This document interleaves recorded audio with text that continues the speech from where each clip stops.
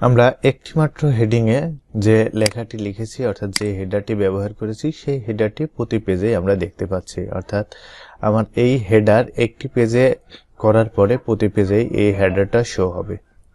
আমরা আজকের ভিডিওতে দেখব কিভাবে আমরা এই হেডার ফুটারের ব্যবহার করতে পারি। অর্থাৎ বিগত যে ভিডিওগুলো দেখেছি, যে ক্লাসগুলো ছিল, সেই ক্লাসগুলোতে আমরা হোম ট্যাব, ইনসার্ট ট্যাব এর সিরিয়ালি আলোচনা করছি। আজকের ভিডিওতে ইনসার্ট মেনুর বা ইনসার্ট ট্যাবের মধ্যে header, footer, text box, word art এবং ড্রপ ক্যাপ এই টুলসগুলো নিয়ে আলোচনা করব। Header, footer, text box, drop cap, page number.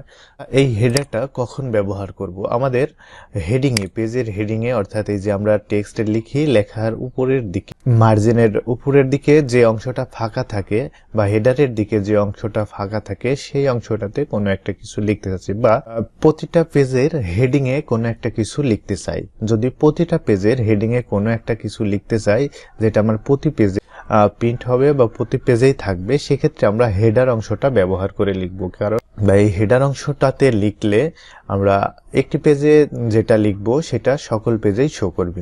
তো আমরা এখান থেকে সরাসরি আমাদের এই পেজ থেকে আমরা হেডার টুলসে যাব। হেডার টুলসে যাওয়ার পরে আমরা এখান থেকে এডিট হেডার ব্যবহার করব। আমরা যদি এইখানে কিছু আমাদের ব্ল্যাঙ্ক ফরম্যাট দেওয়া আছে, এই ফরম্যাটগুলো থেকে যে কোনো একটি ফরম্যাট ব্যবহার করি। আমরা যে কোনো একটি ফরম্যাট ব্যবহার করলে শুধুমাত্র এখানে লোগোটা ব্যবহার করব এবং এখানে টেক্সট পরিবর্তন করে আমরা হেডারটা ব্যবহার করতে পারবো। তাহলে দেখুন প্রতি পেজেই আমরা আমাদের প্রথম পেজে যে হেডারটা ব্যবহার করেছি সেই হেডারটা প্রতি পেজেই শো হবে। আমরা চাচ্ছি না এই হেডারটা ব্যবহার করতে, আমরা আমাদের মতো করে, নিজের মতো করে একটি হেডার তৈরি করে নিতে চাচ্ছি। তো আমরা এই কারণে একটি হেডার তৈরি করার জন্য এখানে একটু টেক্সট লিখব।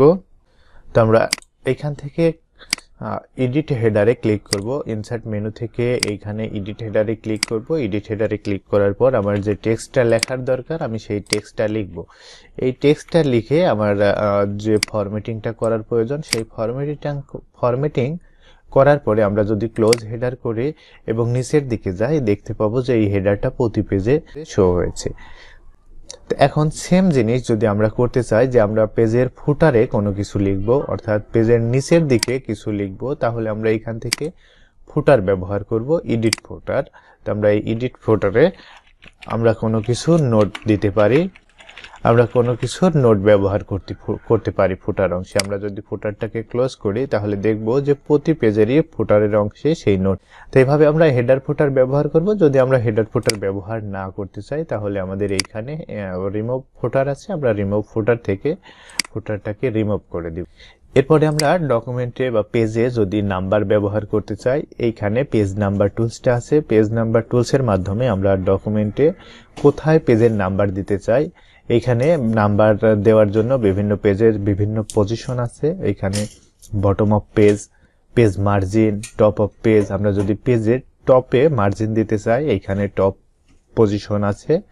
আর টপে মার্জিন দেওয়ার জন্য বিভিন্ন পজিশন আছে, আমরা যে পজিশনে দিতে চাই সেটা দেব। এখানে বটম, অর্থাৎ পেজের নিচের দিকে আমরা যে অংশে মার্জিন দিতে চাই এখান থেকে বটম পজিশন সিলেক্ট করব। যদি আমরা পেজ নাম্বার দিতে চাই পেজের বামে বা ডানে, মার্জিনের বামে বা ডানে, সেক্ষেত্রে আমরা এইখান থেকে লোকেশন। তো আমরা রাইট সাইডে একটা মার্জিন দিয়ে দেখছি, এইখানে পেজ নাম্বার 1 এইখানে পেজ নাম্বার 2, তো আমরা এখানে পেজ নাম্বার 3। আমরা এইখান থেকে পেজ নাম্বার 1, 2, 3 বা এখানে যেহেতু 3টা পেজ আছে তাহলে এখানে আমরা 1 of 3 এইভাবে যদি একটাতে করে দিই, আমরা দেখব যে পরের পেজগুলোতে 2 of 3 এবং 3 of 3 এভাবে হয়ে গেছে। তো এইভাবে মূলত আমরা পেজ নাম্বারটা ব্যবহার করতে পারি। এরপরে যে এই টুলসটার ব্যবহার দেখব, অর্থাৎ আমরা এখন টেক্সট বক্সের ব্যবহার দেখব। টেক্সট বক্স, আমরা ডকুমেন্টের মধ্যে টেক্সট লিখতে পারি, কিন্তু আমরা এই ডকুমেন্টে মার্জিনের বাইরে যদি কোনো টেক্সট লিখতে চাই অথবা যে জায়গায় আমার কার্সর যায় না সেইখানে যদি আমার কোনো টেক্সটের প্রয়োজন হয়, সেক্ষেত্রে আমরা টেক্সট বক্সের মাধ্যমে সেই টেক্সটটা লিখতে পারি। এক্সাম্পল, এই যে এখানে বড়াইগ্রাম নাটোর লেখা আছে এবং এস্টাবলিশ 1993, এই দুইটার মাঝখানে যে ফাঁকা অংশটা আছে এইখানে আমরা ক্লিক করে কার্সর নিতে পারবো না বা লিখতে পারবো না। তো আমরা যদি এইখানে কোনো কিছু লিখতে চাই সেক্ষেত্রে আমরা টেক্সট বক্সের ব্যবহার করতে পারি। তো এখান থেকে আমরা টেক্সট বক্সের মাধ্যমে ডট টেক্সট বক্স করে নিচ্ছি। এখানে ডট টেক্সট বক্স, যে কোনো জায়গায় টেক্সট বক্সটা অঙ্কন করে নিলাম। এইখানে যদি আমরা টেক্সট বক্সটা রাখি, এর নিচে একটা কালার আসছে, আমরা এখান থেকে ফিল কালারটাকে নো ফিল করে দেব এবং সাইড দিয়ে যে আউটলাইনটা আছে অর্থাৎ দাগটা আছে, এই আউটলাইনটাকে নো আউটলাইন করে দেব। এখন আমরা যদি এইখান থেকে যে কোনো একটা, আমরা এই টেক্সট বক্সের মধ্যে যদি এখন কোনো লেখা লিখি এবং ছোট করে, সেটাও ওইখানে বসাতে পারবো। আমরা এইখানে এক্সাম্পল এই লেখাটাকে আরো ছোট করে মাঝখানে বসিয়ে দিতে চাচ্ছি, এইখানে বসিয়ে দিতে চাচ্ছি। তাহলে আমরা এই লেখাটাকে এই টেক্সট বক্সের মাধ্যমে এখানে বসাতে পারবো। এইভাবে আমরা মাঝখানে বসাতে পারবো। অথবা আমরা এই লেখাটাকে অন্য জায়গায়, এই লেখাটাকে যদি আমরা অন্য জায়গায়ও নিতে চাই, এখন এই টেক্সট বক্সের মাধ্যমে এই লেখাটাকে মুভ করে অন্য জায়গায় নিতে পারবো। আমরা এ পর্যায়ে ওয়ার্ড আর্টের ব্যবহার দেখব, অর্থাৎ ওয়ার্ড আর্ট এর মাধ্যমে একটা ওয়ার্ডকে কিভাবে আর্ট করে বা ডিজাইন করে আমরা সেইটা ওয়ার্ড আর্টের মাধ্যমে করে দেখব। তো এখান থেকে ওয়ার্ড আর্ট থেকে আমরা যে কোনো একটি ওয়ার্ড আর্ট স্টাইল সিলেক্ট করে নিব।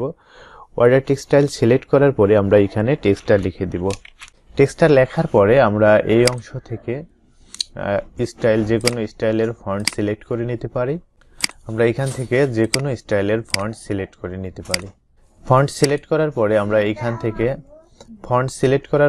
এখান থেকে ফন্ট সাইজটাকে সিলেক্ট করে নিতে পারি। এরপরে আমরা ওকে বাটনে প্রেস করব। দেখুন এখানে সুন্দর একটি ওয়ার্ড আর্ট হয়ে গেছে। এই ওয়ার্ড আর্টটাকে আমরা আমরা এখন এই ওয়ার্ড আর্টটা করার পরে সর্বপ্রথমে এটাকে র্যাপিং করে নেব। এখান থেকে টেক্সট র্যাপিং থেকে থ্রো করে নেব। থ্রো করার পরে আমরা এইটাকে ইনফ্রন্ট অফ টেক্সট করব। ইনফ্রন্ট অফ টেক্সট এবং থ্রো কি কারণে করব এটার বিস্তারিত বলা আছে আমার চ্যানেলের আগের ভিডিওগুলোতে, আপনারা সেই ভিডিওগুলো অবশ্যই দেখে আসবেন। তো আমরা এখান থেকে ওয়ার্ড আর্টটা করার পরে এইখানে বিভিন্ন ধরনের 3D স্টাইল আছে। আমরা যদি এই 3D স্টাইলগুলো করে নিতে চাই, এখান থেকে 3D স্টাইলগুলো সিলেক্ট করে নিতে পারবো। এছাড়াও আমাদের 3D কালার, নিচের দিকে 3D কালারগুলো পরিবর্তন করে নিতে পারবো। 3D কালারগুলো পরিবর্তনের জন্য 3D কালার টুলসটাকে ব্যবহার করতে পারবো। আমরা যদি শ্যাডো ব্যবহার করতে চাই, এই লেখার নিচে এখানে বিভিন্ন ধরনের শ্যাডো দেওয়া আছে। আমরা এই শ্যাডোগুলো জাস্ট সিলেক্ট করে নিব। আমরা যে শ্যাডোটা ব্যবহার করতে চাই সেই শ্যাডোটা জাস্ট সিলেক্ট করে নিব। আমরা যদি এই চার্ট টাইপ বা শেপ টাইপ, বিভিন্ন শেপ পরিবর্তন করতে চাই, এই ওয়ার্ডের, আমরা যদি ওয়ার্ড আর্টের বিভিন্ন শেপ পরিবর্তন করতে চাই, ওয়ার্ড আর্টের শেপ পরিবর্তন করতে চাই, এখানে চেঞ্জ শেপ স্টাইল আছে। আমরা এখান থেকে শেপের স্টাইলগুলো চেঞ্জ করে নিতে পারবো। এইখানে বামের দিকে শেপের মধ্যে যে লেখাগুলো আছে সেই লেখাগুলোর স্পেসিংটা লুজ এবং টাইট করার জন্য, অর্থাৎ কমানো, স্পেসিং কমানো বাড়ানোর জন্য কয়েকটা অপশন আছে, ভেরি টাইট, লুজ এবং নর্মাল। এই মোডগুলো থেকে আমরা এটা পরিবর্তন করে নিতে পারবো। এখন আমরা যদি মনে করি এই লেখা যে স্টাইলে আছে সেই স্টাইলে আমরা অন্য একটা লেখা লিখব, তাহলে এইখান থেকে বামের দিক থেকে এখানে এডিট টেক্সট ক্লিক করব এবং এই জায়গায় আমরা যে লেখাটা লিখতে চাই সেই লেখাটা লিখে আমরা ওকে বাটন প্রেস করব। দেন এইটা আমাদের সুন্দর একটি ডিজাইন হয়ে যাবে। তো এভাবে আমরা ওয়ার্ড আর্ট টুলসটা ব্যবহার করব। আমরা আগামী ক্লাসে ইকুয়েশন টুল, সিম্বল এবং এইখানে ড্রপ ক্যাপ যে অপশন আছে এইগুলো দেখব, এই টুলসগুলোর কাজ দেখব এবং এইখানে অবজেক্ট থেকে টেক্সট ফর্ম ফাইল টুলসটাও দেখে নেব। তো পূর্ববর্তী ভিডিওগুলো যারা দেখেননি তারা অবশ্যই পূর্ববর্তী ভিডিওগুলো দেখে নেবেন। আগামী ভিডিওগুলোর আপডেট পাওয়ার জন্য চ্যানেলটিকে সাবস্ক্রাইব করে নোটিফিকেশন থেকে অল নোটিফিকেশন শো করে রাখবেন।